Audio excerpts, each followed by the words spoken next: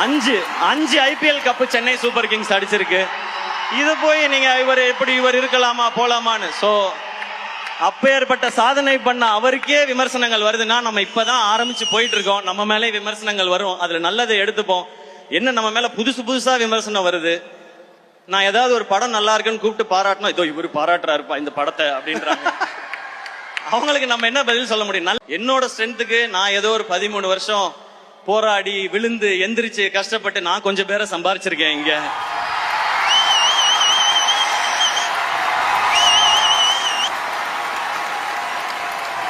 உங்களுக்கும் எனக்கும் இருக்க கனெக்ஷன் ஒன்னே ஒண்ணுதான். என்னுடைய ஃபேன்ஸ் ஆன என் பிரதர்ஸ் அண்ட் சிஸ்டர்ஸ், உங்களுக்கும் எனக்கும் இருக்கிற கனெக்ஷன் ஒன்னே ஒண்ணுதான்.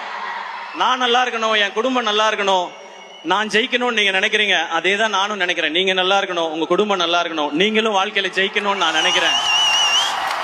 இவ்வளவுதான் நமக்குள்ள இருக்க பாண்டிங். இதுக்குள்ள 1000 விமர்சனம் வரும், அதை பத்தி நம்ம கவலைப்பட வேணாம். நல்ல விமர்சனங்கள் வந்தா நம்மளை திருத்திக்கிறதுக்கு எடுத்துப்போம். தேவையில்லாத, ஏன்னா விமர்சனங்கள் பார்க்காத ஆளே கிடையாது. சச்சின் டெண்டுல்கர் எல்லாருக்கும் பிடிச்சவர் தான். அவர் என்ன சொன்னாங்க, 90s வந்தாலே நர்வஸ் ஆயிடுவாரு, அவர் அவுட் ஆயிடுவார். டேய் 100 அடிச்சவனாடா 90 வந்தா நர்வஸ் ஆகுறான், என்னடா பேசுறீங்கன்றது இருக்கும். இந்த பக்கம் இப்ப வந்தா ஒரு ஐபிஎல் கொஞ்சம் ஒரு மாதிரி இருக்கும்போது தோனி அவரை பத்தி அவர் எதுக்குங்க நல்லது பண்றதுக்கு நாங்க ஏன்டா யோசிக்கணும், இதை இப்படியே நாங்க பண்ணிட்டு போயிட்டே இருக்கோன்றதா நம்ம சொல்லணும்னு நினைக்கிறோம். அதனால இதுக்குள்ள உண்மையிலே நம்ம இந்த தவறை திருத்திக்கிட்டா நல்லா வரலான்ற விமர்சனங்கள் இருக்கும். அதை நம்ம கரெக்டா கிராப் பண்ணிக்கணும்.